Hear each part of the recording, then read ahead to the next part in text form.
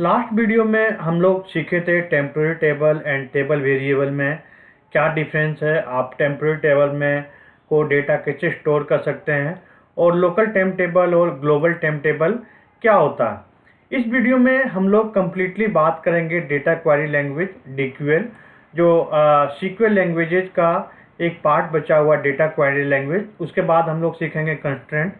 तो data query language में basically select statement में बात करेंगे। उसके बाद हम लोग कुछ फंक्शन यूज करेंगे, जो जैसे कि इज नल फंक्शन होता है, डिस्टिंक्ट कीवर्ड होता है, लाइक ऑपरेटर होता है और बहुत सारे इनबिल्ट फंक्शन जो हम लोग डिस्कस करेंगे डेटा क्वेरी लैंग्वेज के अंदर। तो इस वीडियो से पहले आप टेम्पोररी टेबल और टेबल वेरिएबल का वीडियो नंबर 15 नहीं देखे हैं तो आप सबसे पहले 15 नंबर वीडियो देख के ही वीडियो नंबर 16 स्टार्ट करें। तो चलिए स्टार्ट करते हैं और देखते हैं कि डेटा क्वेरी लैंग्वेज में हम लोग वर्क कैसे करेंगे। डेटा क्वेरी लैंग्वेज काफ़ी इम्पोर्टेंट होता है यदि आप कोई भी प्रोफाइल में काम करते हैं, जैसे कि आप डेटा एनालिस्ट में काम कर रहे हैं या बिजनेस एनालिस्ट में काम कर रहे हैं या डेटा साइंटिस्ट में है या रिपोर्टिंग एनालिस्ट में है, बिजनेस एनालिस्ट में कोई भी प्रोफाइल पे होता है। तो बेसिकली हम लोग ज़्यादा काम डेटा को पुल करना होता है। तो जब डेटा को आप डेटाबेस से रिट्रीव करेंगे तो ये सारे फंक्शन, ये सारे प्रोसीजर आपको बहुत ही यूजफुल होगा और इंटरव्यू पॉइंट ऑफ व्यू से भी काफ़ी हेल्पफुल होगा। तो चलिए स्टार्ट करते हैं। तो सबसे पहला सिनेरियो है कि सपोज आपके पास एक डेटाबेस है जो सीक्वल हिंदी है डेटाबेस। तो यदि आपको कोई इंटरव्यू में कभी भी ज़रूरत पड़े कि आप how we can find the all the table name, like सारे जितने भी टेबल इस डेटाबेस में है उस टेबल नेम को आपको सारे रिट्रीव करना है। तो आप ऑब्जेक्ट एक्सप्लोरर में जाएंगे, आप यहाँ टेबल्स में आप क्लिक करेंगे तो यहाँ पे आपको सारे डेटाबेस का टेबल्स का नाम इंफॉर्मेशन यहाँ पे मिलेगा। तो आप 1 by 1 F2 करके आप कॉपी पेस्ट करना बहुत ही टफ हो जाएगा यदि आपका टेबल मोर देन 100 है या 200 है या 1000 है। तो इस सिनेरियो में हमारे पास कोड है जो क्वेरी है जिसको हम लोग यूज करते हैं, जिसको select star from sys tables बोलते हैं। ओके, जब आप select star from sys table को एग्जीक्यूट करेंगे तो आपको सारे टेबल का इंफॉर्मेशन दिखाएगा। जैसे कि यहाँ पे देख सकते हैं कि नेम है और ये इसका एक ऑब्जेक्ट आईडी है। उसके बाद एक यहाँ पे टाइप है और टाइप डिस्क्रिप्शन है और ये टेबल कब क्रिएट हुआ है, ये टेबल कब मॉडिफाई हुआ है। तो सारे इंफॉर्मेशन आप यहाँ पे ले सकते हैं। आप डायरेक्टली यहाँ पे कॉपी करके आप यहाँ पे कॉपी विथ हेडर करके एक्सेल में पेस्ट करके आप सारे इन टेबल के इंफॉर्मेशन को भेज सकते हैं। कोई भी आपको पूछता है कि मुझे पार्टिकुलर कोई मंथ में टेबल क्रिएट हुआ है तो वहाँ पे इन एंड बिटवीन क्लॉज यूज करके क्रिएटेड डेट एंड को आप यूज करके आप रिट्रीव कर सकते हैं। जैसे कि कोई आपको रिक्वायरमेंट है कि मुझे टेबल लेना है, वो टेबल का इंफॉर्मेशन चाहिए जो 2021 में क्रिएट हुआ, या उस टेबल का इंफॉर्मेशन चाहिए जो अप्रैल 2021 में मॉडिफाई हुआ।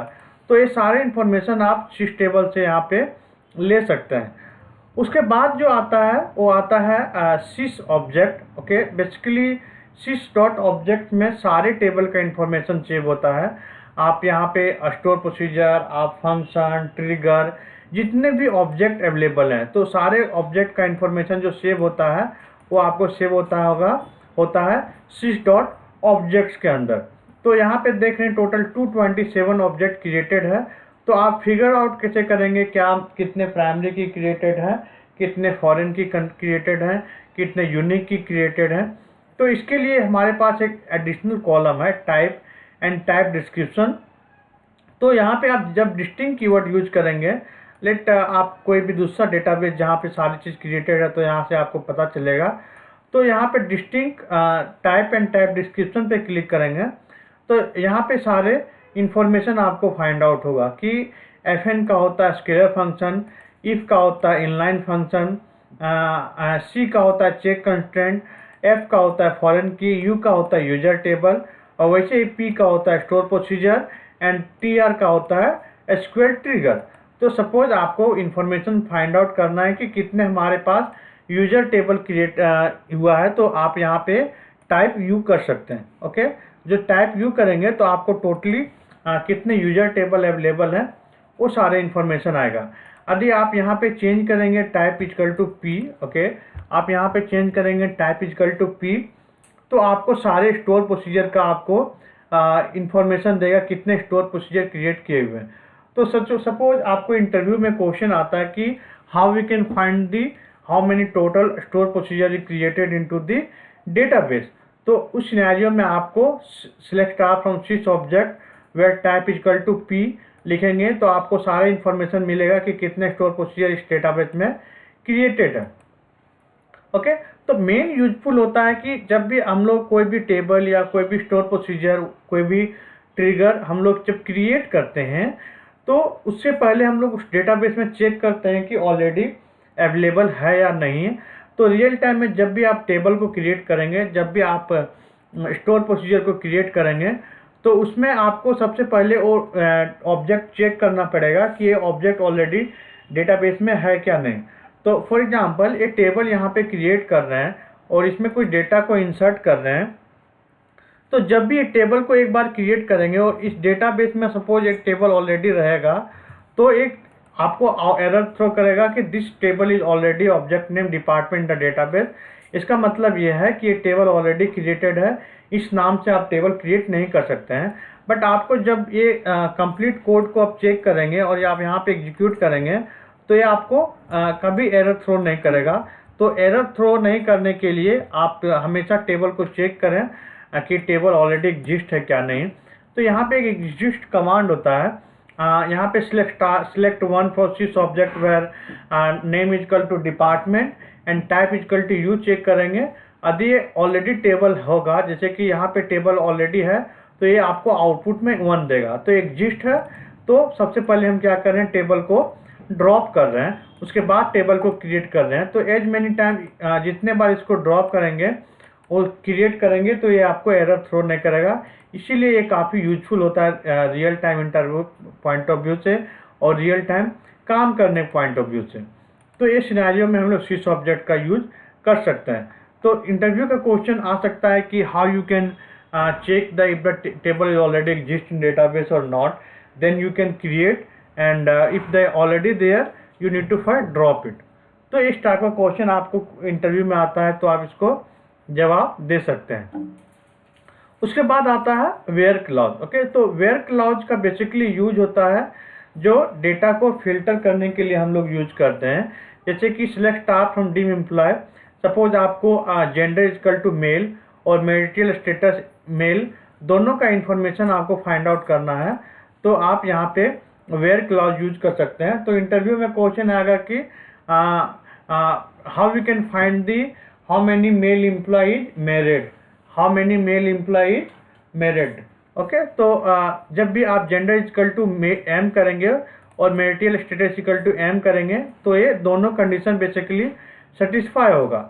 बट और में क्या होता है कि कोई एक कंडीशन सेटिस्फाई होगा, जैसे कि एम्प्लॉय की इक्वल टू 10 होगा या सैलरी फ्लैग इक्वल टू 1 होगा।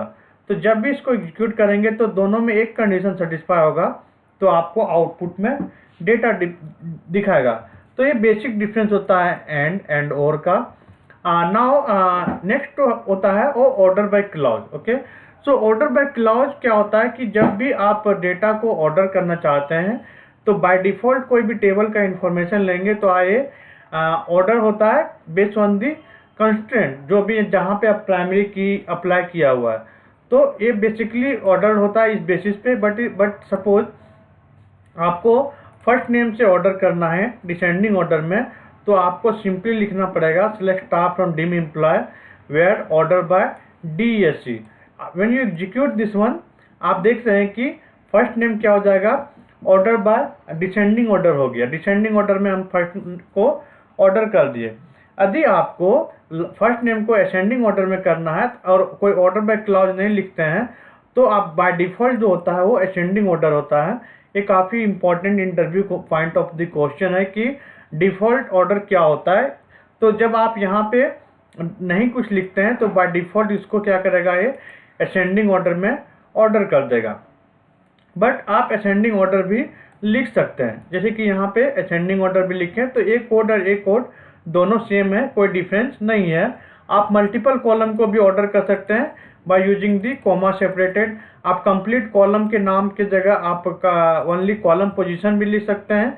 जैसे कि यहाँ पे मैं select star from dim employee लिखे, ऑर्डर बाय 5, तो 5 क्या है, कॉलम पोजीशन फर्स्ट नेम है। तो आप टेबल को सिलेक्ट करके Alt F1 करेंगे तो आपको यहाँ पे दिखाएगा डिम एम्प्लॉय का जो 5th पोजीशन है वो है सेल्स टेरिटरी की, तो और 6th पोजीशन है वो है फर्स्ट नेम। तो फर्स्ट नेम से ऑर्डर करना है तो आप कॉलम पोजीशन क्या है यहाँ पे 6 दें। ओके, तो ऐसे आप कॉलम पोजीशन यहाँ पे फिगर आउट कर सकते हैं। उसके बाद यहाँ पे जो मेन होता है कि आप मल्टीपल कॉलम को भी ऑर्डर कर रहे हैं तो उसमें भी आपको कॉलम पोजीशन का दे सकते हैं और ऑर्डर बाय क्लॉज लगा सकते हैं। तो ये बेसिकली ऑर्डर बाय क्लॉज है। उसके बाद जो आता है वो आता है डिस्टिंक्ट कीवर्ड। ओके, तो यहाँ पे हम एक टेबल क्रिएट कर रहे हैं, तो ये टेबल ऑलरेडी नहीं है, तो मैं यहाँ पे टेबल क्रिएट करके यहाँ पे कोई डेटा को इंसर्ट करता हूँ, डुप्लीकेट डेटा को। तो यहाँ पे हम डुप्लीकेट डेटा को कुछ वहाँ पे इंसर्ट कर रहे हैं। तो यहाँ पे देख रहे हैं कि जब भी आप इस टेबल में बहुत सारे डुप्लीकेट रिकॉर्ड है, जैसे कि यहाँ पे इतने रिकॉर्ड क्या है, डुप्लीकेट है। यदि आपको यूनिक रिकॉर्ड ही चाहिए तो आप डिस्टिंक्ट कीवर्ड यूज कर सकते हैं। तो आपको सिंपली सिलेक्ट के बाद डिस्टिंक्ट लगाना है, स्टार फ्रॉम टेबल नेम, उसके बाद आपको सिंपली आपको क्या देगा, ए डिस्टिंक्ट वैल्यू देगा। So distinct keyword basically use होता है नॉन डुप्लीकेट वैल्यू को फिगर आउट करने के लिए। Now the next very important क्या होता है, null, is null, not null function. तो हम लोग सीखते हैं कि इज नल फंक्शन क्या होता है, नल फंक्शन क्या होता है और नॉट नल फंक्शन क्या होता है। तो मैं यहाँ पे एक सिनेरियो क्रिएट कर रहा हूँ। तो यहाँ पे आप देख रहे हैं डिम कस्टमर टेबल में कुछ मिडिल नेम नल है और कुछ मिडिल नेम क्या है, एम्प्टी वैल्यू इंसर्टेड है। तो सपोज आपको क्वेश्चन आता है कि how we can find the employee information which don't have the middle name, मतलब जिसका मिडिल नेम नहीं है। तो यहाँ पे लिखेंगे select star from dim customer where middle name is नल।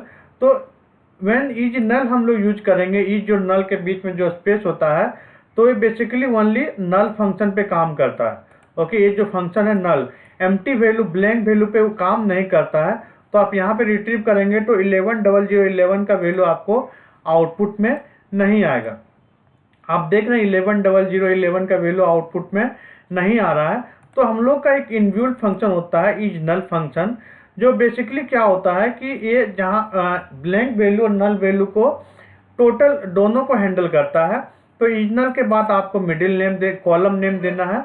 उसके बाद यहाँ पे जो वैल्यू पास करेंगे उस वैल्यू को बेसिकली नल वैल्यू में रिप्लेस कर देता है।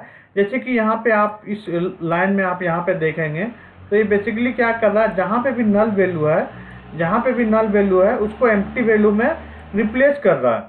तो इसीलिए is null equal to empty करेंगे तो आपको सारे इंफॉर्मेशन दिखाएगा जो वैल्यू इसका नल है। ओके, तो आप कोई वैल्यू से रिप्लेस करना चाहते हैं, तो सपोज कोई इंटरव्यू में क्वेश्चन आता है कि how we can replace the all null value to NA, तो आप इज नल फंक्शन का यूज करके मिडिल नेम NA यहाँ पे पास करके आप ऐसे अचीव कर सकते हैं। तो यहाँ पे देख रहे हैं कि NA आ रहा है, इसको NA को मैं ऐसे बेटर दिखेगा। तो यहाँ पे हम देख रहे हैं तो ये नॉन अप्लीकेबल आ रहा है जहाँ जहाँ भी नल वैल्यू है। तो इज नल फंक्शन बहुत इंपॉर्टेंट होता है इंटरव्यू पॉइंट ऑफ व्यू से।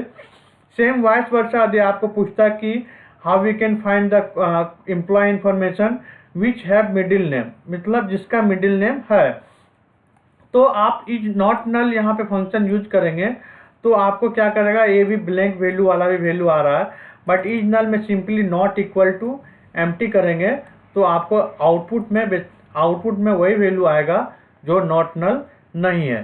तो होप आपको समझ में आ गया होगा कि null value is null value में क्या डिफरेंस है। नेक्स्ट होता है column alias name. Column alias name basically use होता है कि कोई भी कॉलम यहाँ पे है उसको आप नया नेम देना चाहते हैं, जैसे कि एम्प्लॉय की को हम लोग आउटपुट में दिखाने के लिए EMP ID कर सकते हैं, पेरेंट एम्प्लॉय की को PEMP ID कर सकते हैं, फर्स्ट नेम को F नेम कर सकते हैं, लास्ट को L नेम कर सकते हैं। तो ये बेसिकली डेटाबेस में नेम चेंज नहीं हो रहा है, ये चेंज जो हो रहा है वो ओनली आउटपुट डिस्प्ले पर्पज से हो रहा है। तो यहाँ पे ये employee ID, employee name, F name, L name आ रहा है। नेक्स्ट जो कॉन्सेप्ट है वो है in and between. So in and between basically use होता है लाइक आप कोई भी रेंज में डेटा को रिट्रीव करना चाहते हैं तो बिटवीन यूज करते हैं, और कोई भी सेट वैल्यू से डेटा रिट्रीव करना चाहते हैं तो हम लोग इन यूज करते हैं।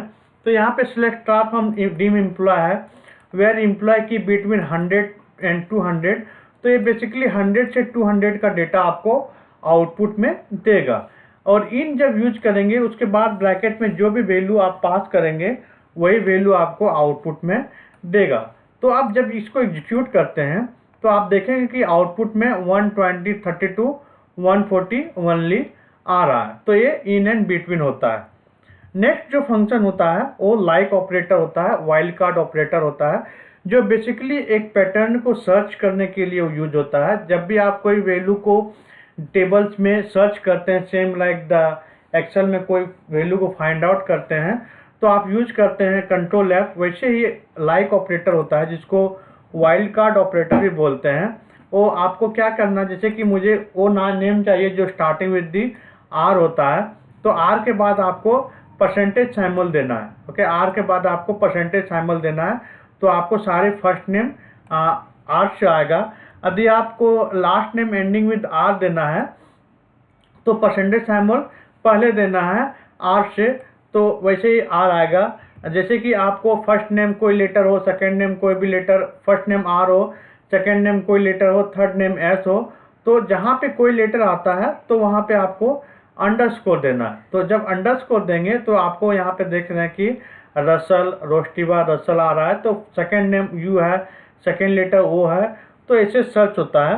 यदि आपको फाइंड आउट करना है कि टाइटल कॉलम में कितने टेक्नीशियन कीवर्ड है तो आपको बिफोर एंड आफ्टर टेक्नीशियन का दोनों आएगा। ओके, तो ये आप यहाँ पे देख सकते हैं कि टेक्नीशियन का इन जहाँ पे भी टाइटल में टेक्नीशियन इंक्लूड रहेगा वहाँ पे आएगा। क्योंकि ये थोड़ी सी वीडियो लंबी हो रही है क्योंकि बहुत सारे डेटा क्वेरी लैंग्वेज में सीखने का है, तो आपको ये काफ़ी इम्पोर्टेंट होगा आपको काम करने के पॉइंट ऑफ व्यू से।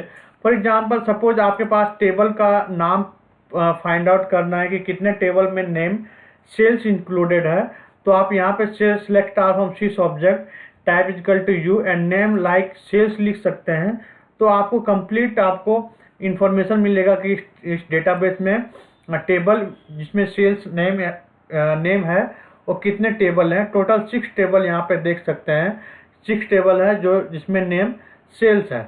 तो ये बेसिक वे है डेटा क्वेरी लैंग्वेज में काम करने के लिए। और आपके पास कोई क्वेश्चन है तो आप हमें बता सकते हैं, कमेंट के थ्रू आप कमेंट कर सकते हैं। तो इस वीडियो में बस इतना ही। नेक्स्ट वीडियो में हम लोग बात करेंगे कंस्ट्रेंट, जो कि काफ़ी इंपॉर्टेंट है इंटरव्यू पॉइंट ऑफ व्यू से।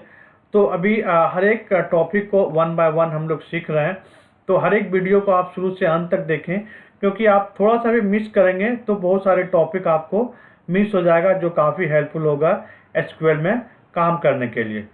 तो इस वीडियो में बस इतना ही। आगे वीडियो देखने के लिए हमसे जुड़े रहें और सारे वीडियो को देखें। Thank you so much.